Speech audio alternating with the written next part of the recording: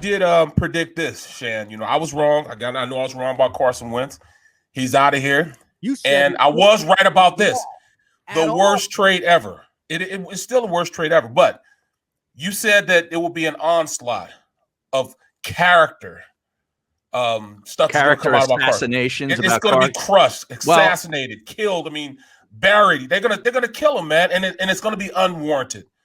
Yes, he was a guy that didn't get along with anybody in the locker room. I get that, but there's a lot of guys in that locker room that you just don't talk to.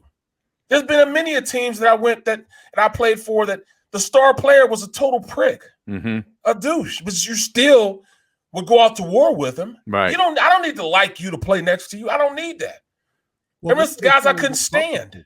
That's the thing. Nobody stopped working with him, or nobody came out and said anything publicly. It was just all stuff said behind his back, if you will. Right. You hear the new stuff that's coming out? They said that he and Doug didn't speak for like 8 to 10 weeks. Yeah, that's what Schefter apparently said on the radio this week. Which is Howie. Schefter is Howie. Right. Like that's Howie Roseman speaking to you. Right. How is that possible? How is that possible that the head coach and the quarterback do not speak for 9 weeks? It's impossible because he has to call the plays. Yeah. He has to ask Carson, what do you like? What don't you like?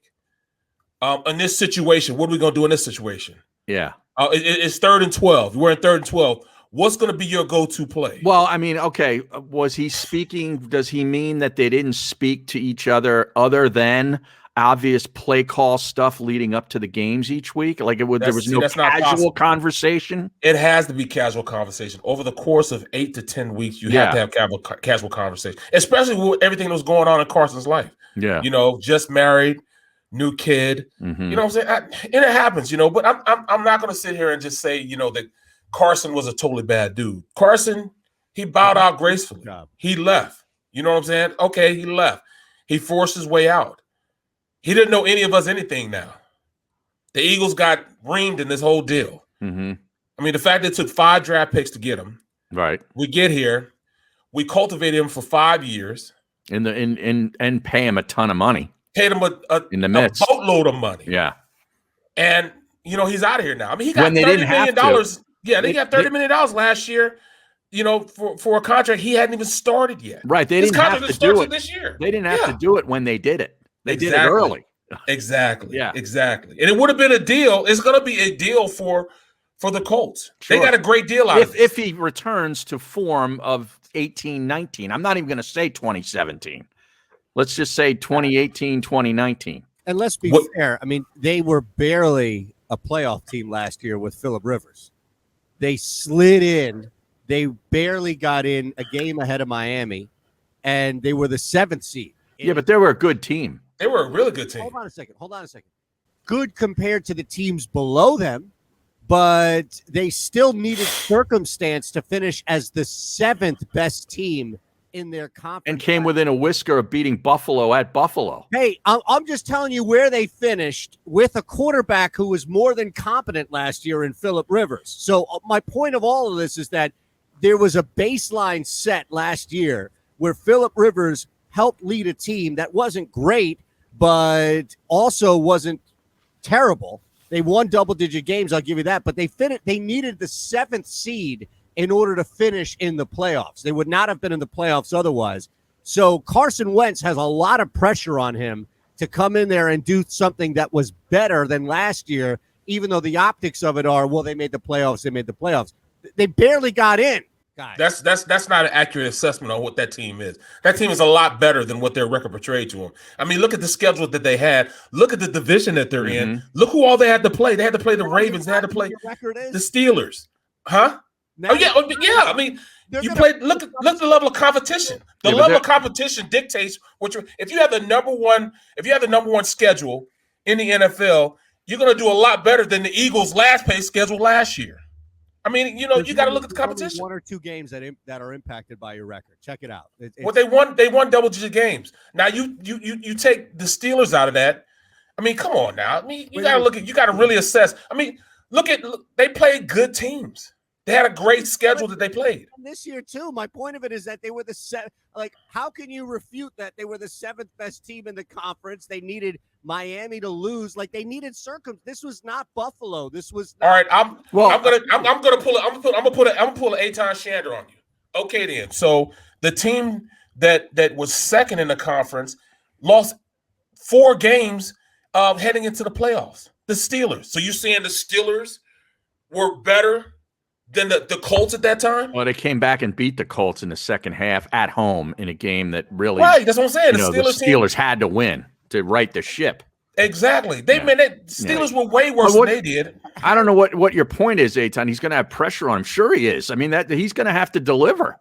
Yes, I mean, but this is not a team like Tampa Bay, where it's like just plug in a competent quarterback and they're going to win the Super Bowl.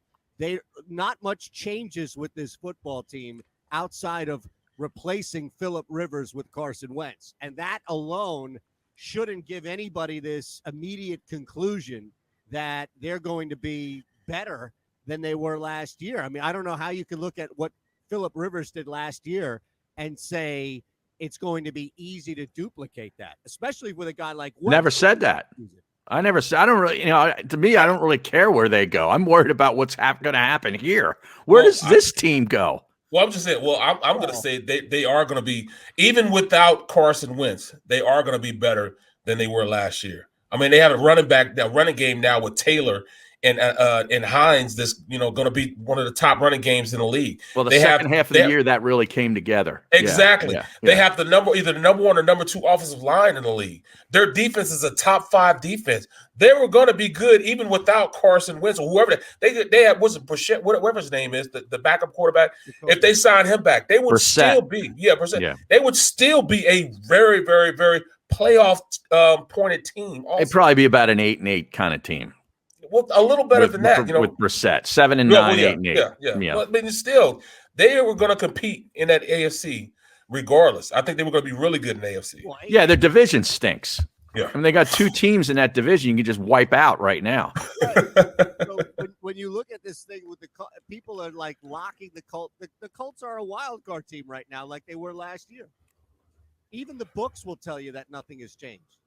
They jumped from 25 to 23, maybe 22 if you're lucky to get it. So that alone should tell you that there's got to be movement to get somebody to bet on them.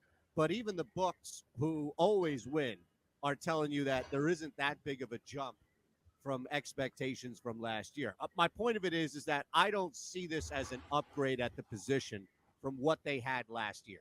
Well, but what they had last year is no longer there. They had nothing until they made the move for Carson. Fair. That's okay. Fair. That's, So, I mean, didn't take a step back is, I guess, how I would classify it. Right. And all they had to do was give up a conditional pick and a 3rd-round pick to get it.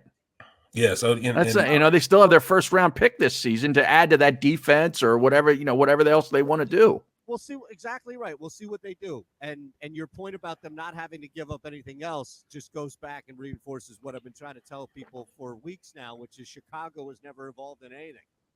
Howie Roseman successfully put that out there through, I think, one of our people in this city. And honestly, I was trying to look for it. Oh, yeah. I know what you're talking about. I was trying to look for it, guys. I was looking for reports. Like, how many times Barrett on the set or just in general was Indianapolis, Frank Reich, Colts just talked about because you had something tangible. There wasn't anybody in Chicago even reporting this. Yeah. No, you're right. You're right.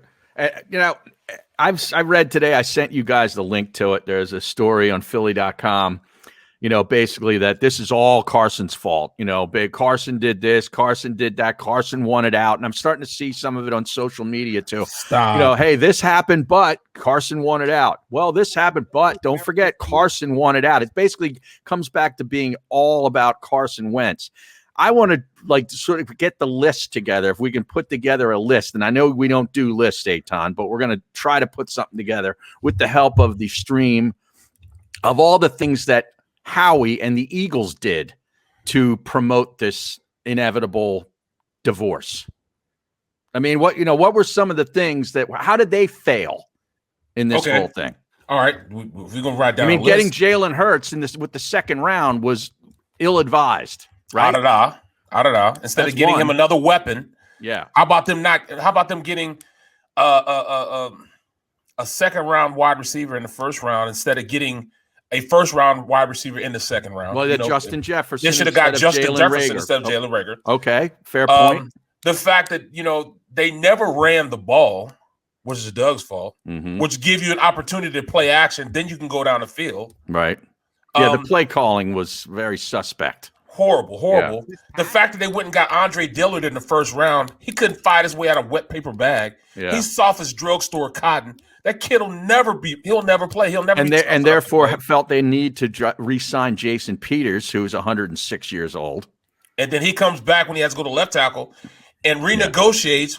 I've never seen in my life you go back and renegotiate to play another position. Right. Where did that come from? The J.J. Arcega-Whiteside pick a few years ago is a failure. Exactly. Yeah. I mean, come on now. You're not putting your players in the best position. You got to optimize the talent that you have right there, and they didn't do that a lot of the time. The fact that they never went out and got a real linebacker that you have to worry about as an offense to play. I mean, they think that they just throw anybody. It's linebacker by committee. Right. No playmaking linebacker. Come on, man. Our guy Singleton ended up being the one of the best playmakers they got. And no question. They kind of stumbled into him. Yeah. Right. I haven't been valuing these.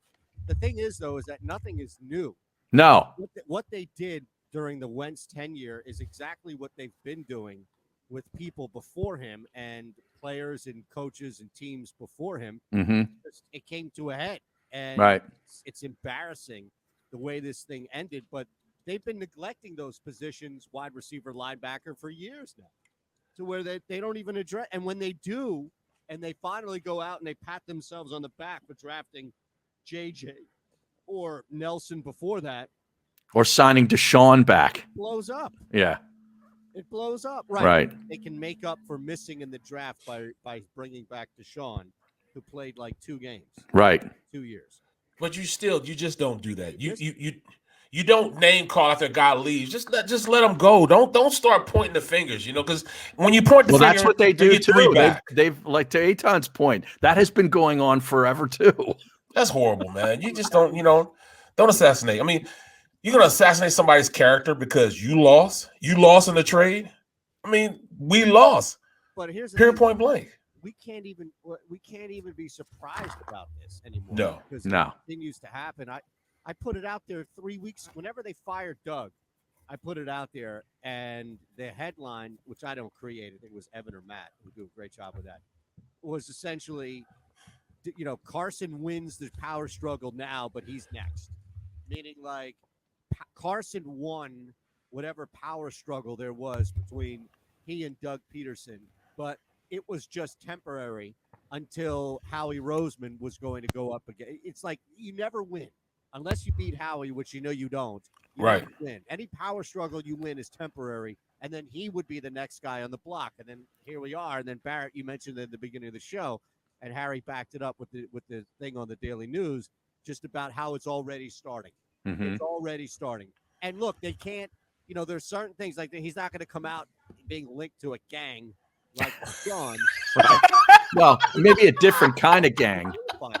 Maybe a different kind of gang. Right. Come on, man. You never know.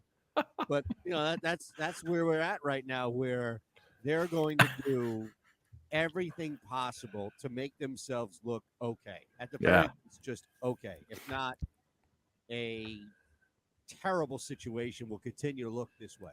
And rightfully so. They look bad. All right, we got to play some spots. Now you can't hear me?